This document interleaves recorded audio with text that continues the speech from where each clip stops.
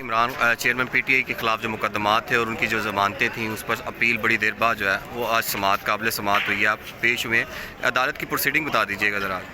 دیکھیں، رول یہ ہے کہ اگر کوئی بھی شخص میرٹس پر پری اریسٹ بیل پر ہو تو اس کا پھر فیصلہ بری ضمانت کا ہے، اس کی گرفتاری کا، وہ میرٹس پر ہی ہونا چاہیے. تو جب عمران خان صاحب کو توشہ خانہ کیس میں گرفتار کر دیا گیا اچانک، تو لاہور میں اے ٹی سی میں جتنے ان کے خلاف مقدمات تھے ان سب میں آٹومیٹکلی وہ بیلیں ڈسمس ہو گئی. مگر آج دن تک یہ اگست کا واقعہ ہے.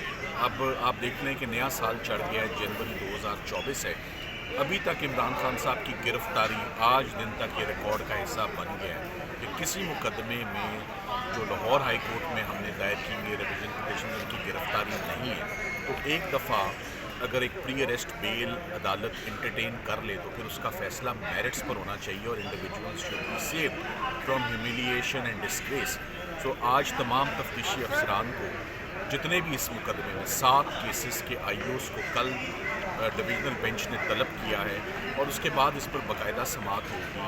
اور مجھے یقین ہے کہ جیسے اسی طرح عمران خان صاحب کی ضمانتیں اسلام آباد ہائی کورٹ سے ریوائیو ہوئی اور اب وہ تمام کی تمام پری اریسٹ بیلز میرٹس پر ڈیسائیڈ ہوگی، اسی طرح یہ بیلز بھی یہ بینچ یہی فیصلہ کرے گا کہ وہ میرٹس پر ڈیسائیڈ ہوں گی. اور انشاءاللہ سارے کیسز تو آپ کو پتہ ہی ہے پولیٹیکل وکٹمائزیشن ہی چل رہی ہے، ان کیسز کے اندر ہے کچھ نہیں، سبسٹنس کوئی نہیں انشاءاللہ. اچھا سر، یہ بتائیے گا کہ اگر وہ گرفتاری نہیں ڈالتے تو اس کا بینیفٹ تو آپ کو ہی ہوگا نا ابھی تک کا.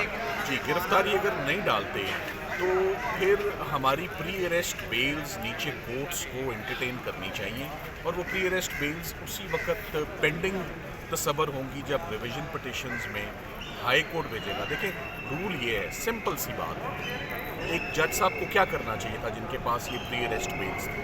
ایک سمپل اڈیالہ یا اٹک جیل کے سپرنٹینڈنٹ کو طلبی بھیج دے کہ اس ملزم کو میرے سامنے پیش کریں، اس کے 7 مقدمات میرے سامنے ہیں.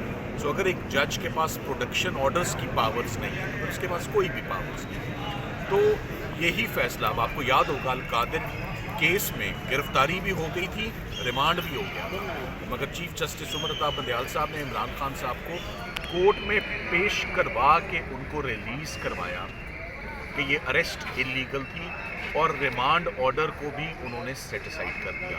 تو القادر میں اگر یہ بات ہو سکتی ہے، پھر آپ نے یہ بھی دیکھنا ہے کہ ایک شخص ایفرٹ کر رہا ہے اور اسٹیٹ مشینری یہ کر رہی ہے کہ کیس پہ کیس اس کے خلاف رجسٹر کر رہی ہے کہ وہ کسی نہ کسی کھڈے میں تو وہ گرے.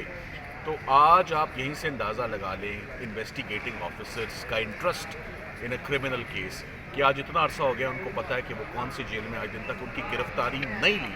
تو اس کا مطلب ہے اس مقدمے میں ان کو گرفتاری مطلوب ہی نہیں ہے اور درکار ہی نہیں. سو ہم امید کرتے ہیں کہ سر آپ نے تمام ایف آئی آرز جو ہیں وہ چیلنج کر رکھی تھی، اس پہ کیا آپ کو لگتا ہے ان میں یہ بھی تو ایف آئی آر شامل ہیں؟ جی، تمام ایف آئی آر چیلنج کر رکھی تھی، بدقسمتی سے اس کا بھی آج دن تک فیصلہ نہیں آیا.